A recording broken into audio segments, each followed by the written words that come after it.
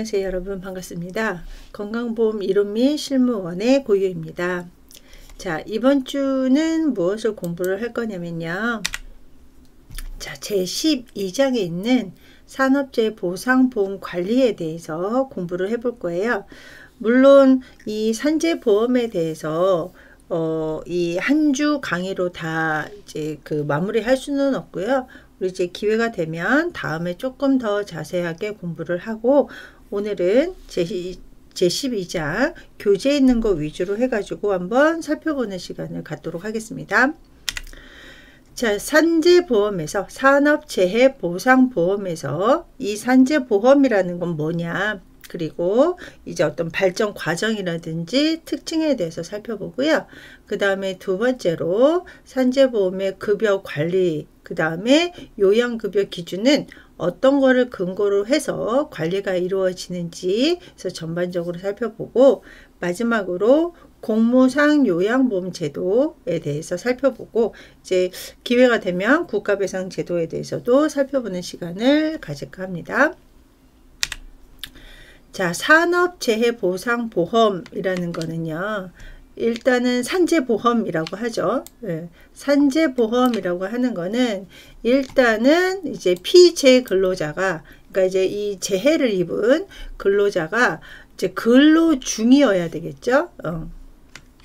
근로 중에 입은 신체상의 피해, 그리고 그로 인한 경제적 손실을 신속하고 공정하게 보상을 하기 위해서 일단은 사업주의 보험 가입을 국가가 이제 강제 가입이 되는 거죠. 그래서 우리가 다른 보험 같은 경우는 보험료를 이제 근로자 50%, 사업주 50% 이런 식으로 이제 보험료가 기금이 조성이 되잖아요. 근데 산재보험만 사업주가 보험을 가입을 하고 보험료를 납부하게 되는 이런 특징을 가지고 있고요. 또 국가가 책임을 지는 강제보험이 되고, 그 다음에 이 보험 가입을 전제로 해가지고 우리가 이제 근로기준법이라는 법에 따라서 사용자가 이 피재 근로자에게 이제 책임을 다하는 이런 제도를, 이제 이런 법을 산업재해보상보험이라고 하는데요.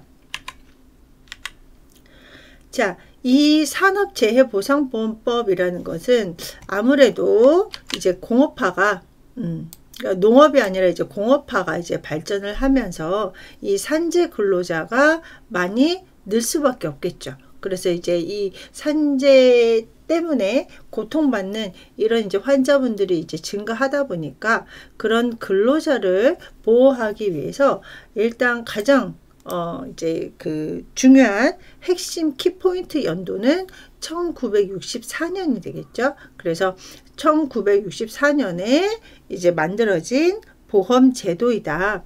그래서 64년도에는요, 일단은 기준 조건이 뭐였냐면 상시 근로자의 100인 이상 사업장이었어요. 그래서 굉장히 큰, 거의 뭐 중기업 이상의 사업체에서 이제 이루어지는 이런 이제 산재보상보험이었었고요. 그 다음에 요 산재 같은 경우는 근로자를 보호하는 제도인데, 일단 발생 자체를 사전에 예방하고자 만든 보험법은 산업안전보건법이었고요.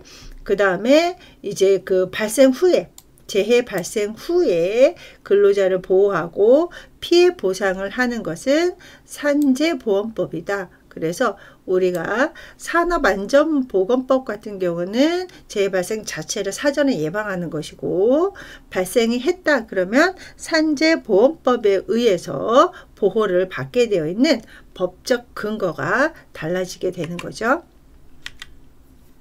자, 그러면 발전 과정이나 특징에 대해서 한번 살펴볼 건데, 앞에서 얘기한 것처럼 이제 공업화가 계속 이제 발전을 하면서 이제 산재가 급증했단 말이에요. 네, 급증하면서 요 산재에 대한 정당한 보상을 요구하는 노동운동이 이제 시작이 됐죠. 그러면서 이런 것들이 이제 사회 문제로 이제 대두가 되면서 여기 보시면 이제 요거를 이제 그 국가 입법이 생성 발전된 것으로 일단은 다른 나라 같은 경우는요 1871년에 독일에서 연방배상책임법이라고 해가지고 이제 근로자들을 위한 이제 책임이 지어지는 법이 있었고요.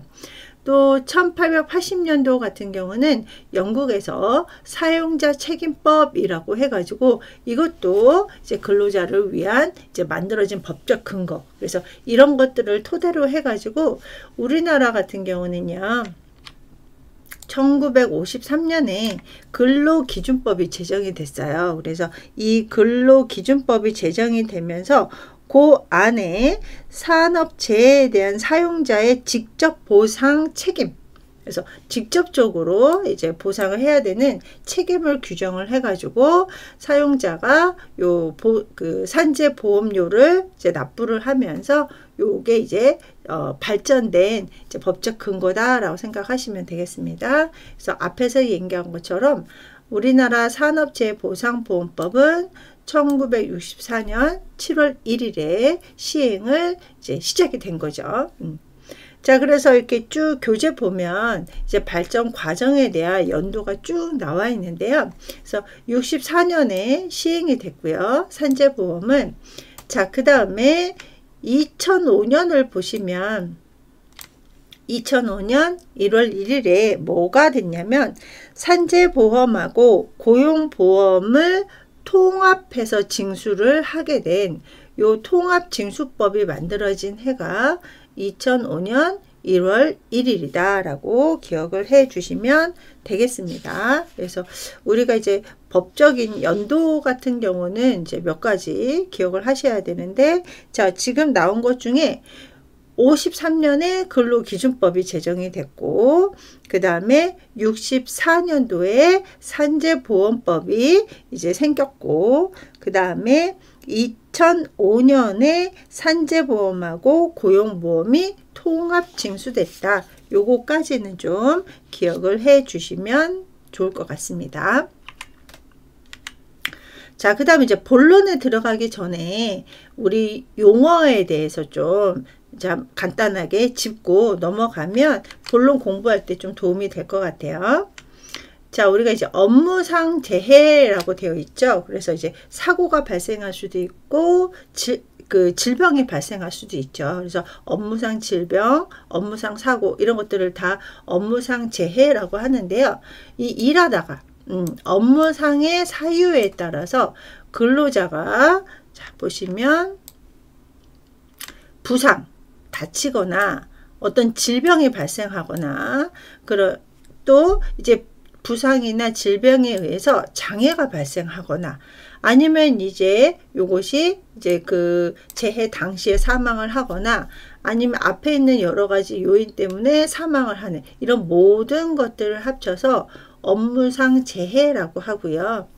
그 다음에 우리 유족은 뭔지 아시죠? 사망자의 가족인데 이제 사망자의 가족은 범위가 어디까지냐? 그래서 사망한 자의 배우자는 우리나라는 사실혼까지 인정이 됩니다. 그래서 배우자, 그 다음에 자녀, 부모, 손자녀, 조부모, 그 다음에 형제 자매까지가 유족의 범위가 돼요. 그래서 유족의 범위가 포함이 되느냐 안 되느냐, 그리고 또 유족연금 같은 경우도요, 이제 그 유족의 그 실인원이 몇 명이냐에 따라서 또 유족연금이 달라지거든요. 그래서 유족의 범위도 좀 기억을 해 주시면 될 것 같고요.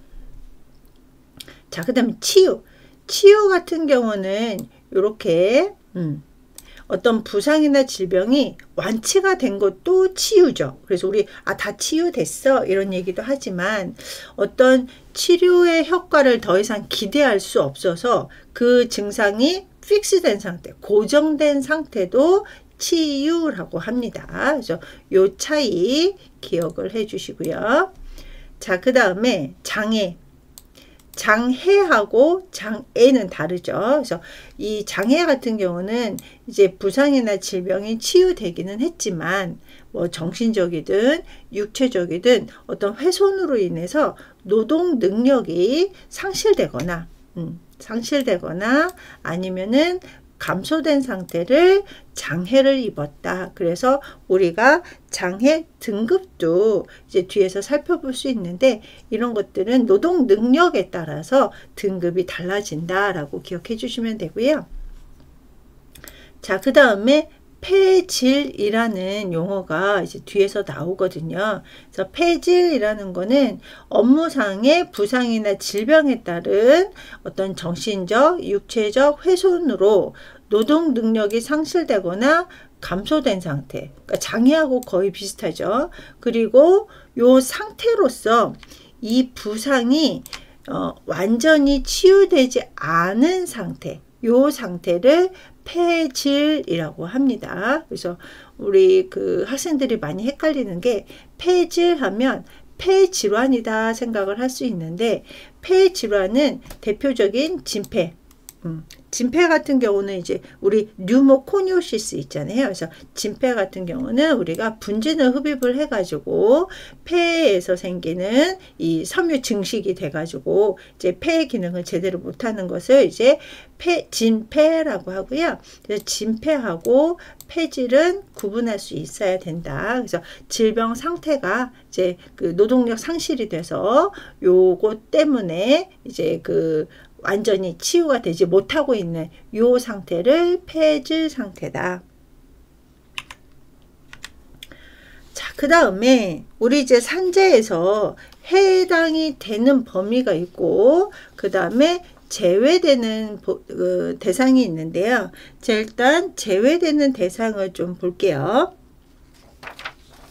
자, 보시면 우리가 보통 이제 법 같은 경우는 이 중복되는 경우가 많지 않잖아요. 그래가지고 공무원연금법이나 군인연금법에 따라서 재해 보상이 되는 사업 같은 경우는 재해가 돼요. 그래서 우리 저 뒤에서 보는 이제 공무상 재해 같은 경우도 이 산재에서 조금 제외가 되기도 하고요.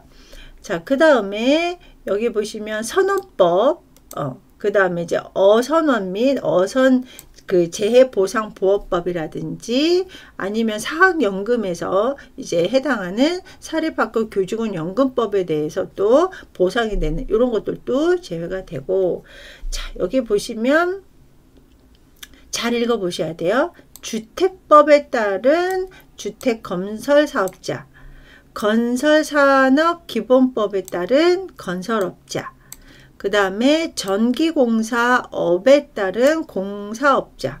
자, 법이 굉장히 많죠. 자, 정보통신공사업법에 따른 정보통신공사업자. 그 다음에 소방시설공사업에 따른 소방시설업자 또는 이제 문화재 수리 등에 관한 법률에 따른 문화재 수리업자가 아닌 자. 그러니까 요 위에 있는 이 법에 따른 요 사람들 같은 경우는 산재에 해당이 되는데 요 아닌 사람들이 요 밑에 항목에 해당하는 이런 이제 공사를 하게 되면 이제 제외가 된다라는 얘기인데요. 자, 그러면 한번 살펴볼까요? 고용보험하고 산재보험의 보험료 징수에 따른 법률에 의해서 이 총 공사 금액이, 그러니까 뭐 주택을 하든 아니면 건설업을 하든 아니면은 뭐 전기 공사를 하든 이런 총 공사 금액이 2천만 원 미만인 공사는 제외가 되고요. 또 건축물 같은 경우 어떤 이제 주택법이나 건설사업기본법에 따라서 연 면적이 100제곱미터 이하인 건축물을 건축하거나 아니면은 연 면적이 200제곱미터 이하인 건축물의 대수선에 관한, 그러니까 수선을 하든 건축을 하든 이런데 이렇게 면적이 작은 요런 이제 공사 같은 경우도 예외가 될 수 있다라는 얘기고요. 거의 대부분 우리가 이제 산재 사고 같은 경우가 위에서 따른 이런 이제 그 업무를 이제 수행을 하다가 산재 사고가, 그러니까 업무 사고가 많이 발생을 하죠. 자, 그 다음에 또 누가 있느냐? 가군의 고용활동. 그래서 우리 이제 간의 수공업 하는 이런 경우도 이제 발생이 되는 거고요. 자, 그 다음에 우리 지금은 산재보험법이 적용 범위가 확대가 돼서 상시 근로자 1명 이상이면 다 혜택이 되는데, 위 사업을 하면서 상시 근로자 수가 1명 미만인, 그러니까 원래 그 상근직이 있어야 된다라는 얘기죠. 그래서 상근직이 없는 사업 같은 경우도 제외가 되고요. 자, 그 다음에 농업, 임업, 어업, 수렵업, 이런 그 업 중에 법인이 아닌 사업으로서 상시 근로자가 5명 미만인 사업 같은 경우도 제외가 된다. 그래서 우리가 뭐 건강보험도 그렇고 뭐 자동차 보험도 그렇고 이게 적용 범위에 대상자가 포함이 되느냐, 포함이 이제 안 돼서 제외가 되느냐, 이런 것들은 기본적으로 조금 살펴볼 수 있어야 되겠죠. 자, 그러면 이제 산재보험 관련 특징을 살펴볼게요. 우리가 이제 다른 여러 가지 국민건강보험법, 의료급여법 이제 살펴봤는데요. 산재보험 같은 경우는 그 근로자의 업무상 재해에 대해서 사용자에게는 고의나 과실의 유무에 관계없이 이제 보상하고, 이제 그 과실을 상계하지 않는, 자, 여기 보시면 무과실 책임주의다. 네. 그래서 그러니까 과실이 있어야만 혜택을 하는 게 아니라 이제 무과실로 이제 그 책임을 이제 물을 수 있어야 된다라는 얘기고요. 자, 그 다음에 보험료는 사업주가 전액 부담한다. 그러니까 다른 보험하고 조금 다르죠. 그래서 산재 같은 경우는 사업자가 전액 부담을 하게 되고요. 자, 그 다음에 이 산재급여의 특징 중에 하나가 이 재해 발생에 따른 손해 전체를 보상하는 게 아니라요, 평균 임금을 그러니까 근로자의 평균 임금을 기초로 해서 몇 퍼센트냐, 이런 식으로 이제 보상을 하게 되는, 그래서 이거를 무슨 방식이라고 하냐면 정률 보상 방식이다 라고 되어 있어요. 그래서 전체를 보상하는 것도 아니고 뭐 얼마를 딱 금액을 정해서 보상하는 것도 아니고 평균 임금의 뭐 예를 들어서 70%다 뭐 90.1%다 이런 식으로 정률 보상하는 방식이고요. 자, 그 다음에 산업재해 보상도 강제 의무 가입 방식을 취하고 있죠. 그래서 강제 가입인데 자진 신고에 자진 납부를 원칙으로 하고 있습니다. 자, 그 다음에 이제 이 산재 같은 경우도 사업주가 이제 컨펌을 해야 되는데 안 했다. 그러면 이제 이의신청 같은 것도 들어가야 되잖아요. 그래서 이의신청 같은 경우도 빨리빨리 해서 이제 그 결과를 도출을 해야 되기 때문에 이렇게 독립된 기구에서 심사, 그 다음에 재심사 청구 제도를 운영하게 되어 있어요. 자, 그 다음에 우리 다른 보험 같은 경우는 그 환자 중심의 관리가 이루어지잖아요. 근데 산재보험 같은 경우는 사업장 중심의 관리가 이루어져 있다. 그래서 산재보험료 같은 경우도요, 그 위험 업종에 따라서 보험료율이 달라지고, 그 다음에 또 하나 그 사업장에서 산재 발생률 뭐 이런 거에 따라서 좀 이렇게 뭐 제도 자체가 좀 달라지는, 그래서 환자가 아니라 사업장 중심의 관리가 이루어지는 특징을 가지고 있습니다. 자, 그 다음에 산업재해라는 거하고 업무상 재해를 이제 구분을 하자면, 이제 산업재해 같은 경우는, 자, 산업재해란 근로자가 물체나 물질, 그 다음에 타인과의 접촉, 그 다음에 각종 물체나 작업 조건 하에서 작업 동작으로 인해서 사람에게 장애를 일으키는 이런 이제 광범위한 정의를 전체적으로 산업재해라고 하고요. 거기에서 업무상 재해는 이제 업무 수행성, 업무상 재해 같은 경우는 요 당해 근로자가 사업주의 그 명령 하에, 그러니까 사업주가 당신은 이런 일을 업무를 수행하는 사람입니다 라고 이제 그 명령 체계가 이루어져 있잖아요. 그래서 그 명령 하에서 업무를 행하는 요거를 이제 업무 수행성이라고 하는데, 여기에서 이제 그 직접적으로 재해가 발생을 하거나 아니면은 부수되는 행위, 그래서 뭐 예를 들어서 출퇴근 재해도 있죠. 그러니까 퇴근하다가 사고가 나는 거는 직접적으로 업무를 수행하는 건 아니지만 업무를 수행하기 위한 부수된 행위. 그래서 우리가 사업장에서 먹고 자고 할 수는 없잖아요. 그래서 이제 사업장 가기 위한 행위라든지 아니면은 이제 그 행위나 사고로 인해 가지고 발생한 재해를 업무상 재해라고 한다라는 거. 그러니까 전체적으로는 산업재해이고요. 그 다음에 산업재해 안에 이제 그 오너의 사업주의 이제 그 체계 안에서 업무를 수행하거나 그 다음에 뭐 그런 거 있잖아요. 요즘은 그 회사 자체에서 회식을 갔다, 회사 자체에서 연수를 갔다. 근데 거기에서 또 뭔가 발생이 됐다, 뭐 사고가 발생이 됐다. 그러면은 이런 것도 다 업무상 재해로 이제 들어간다라는 얘기죠. 그러니까 예전에 비해서 산업재해에 해당하는 업무상 재해 범위가 굉장히 많이 넓어지고 있다라는 의미이기도 하죠. 자, 그러면 업무상 재해 인정 기준은 어떻게 되어 있느냐? 여기 보시면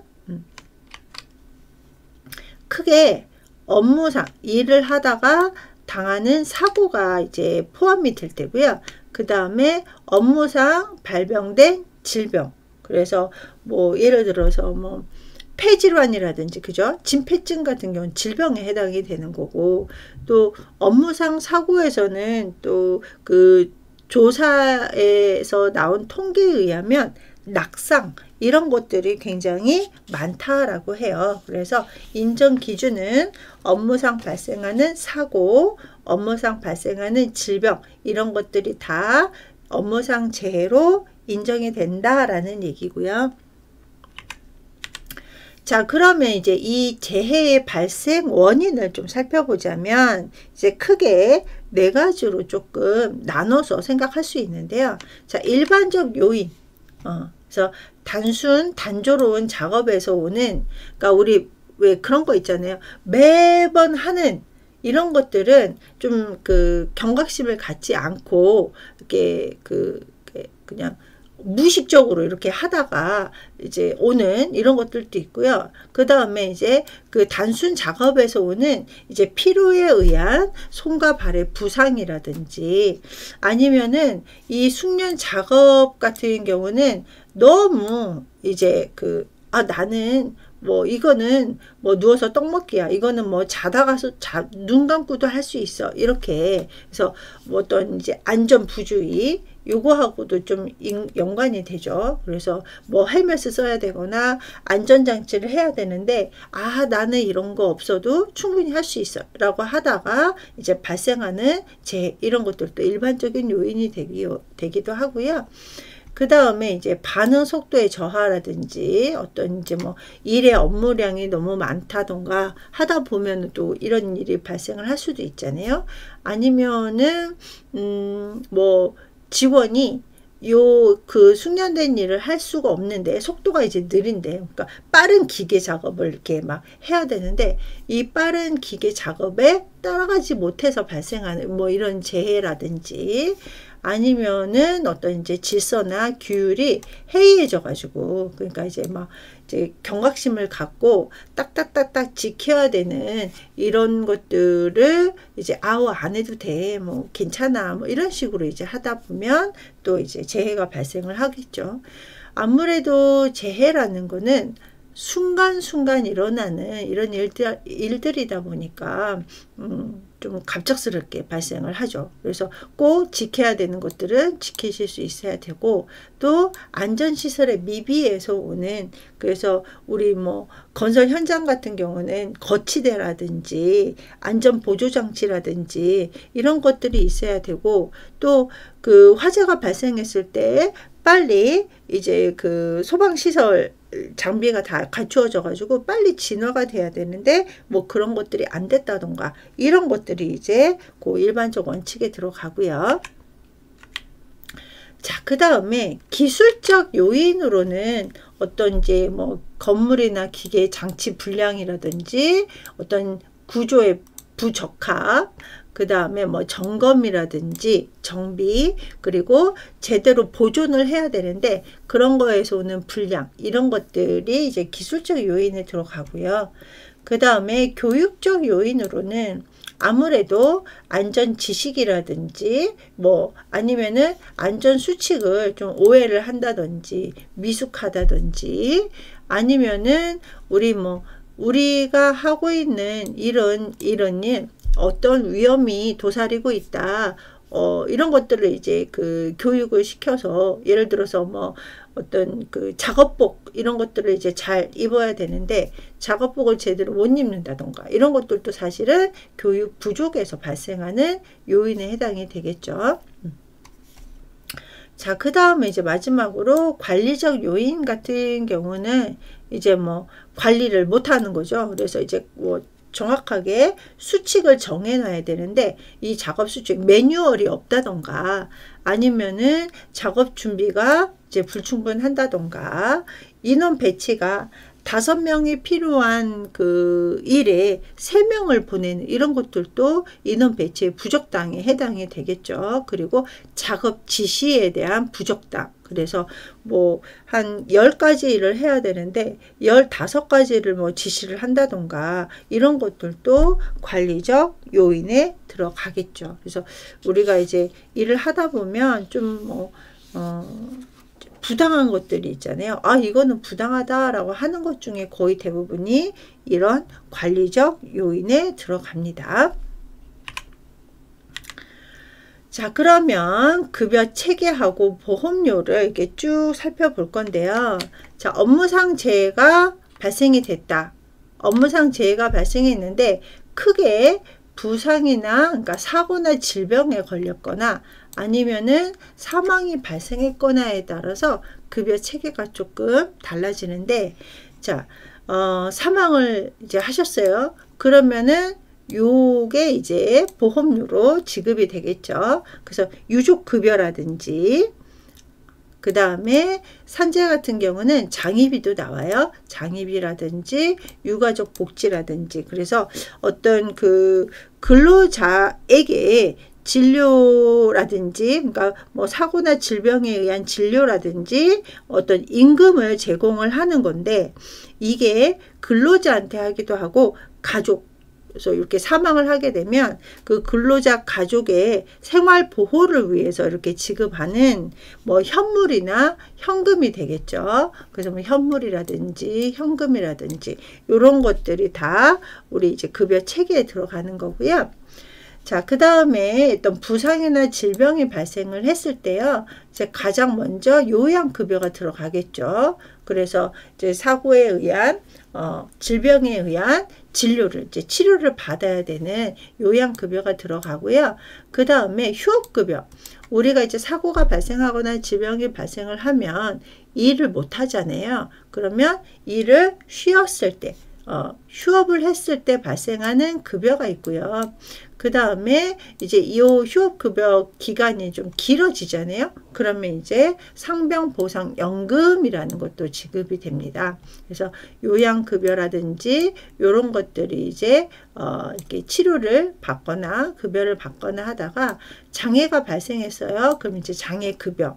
그 다음에 장애급여를 하면서 이 근로자에게 간병이 필요하다 그러면 간병급여가 지급이 되는데요.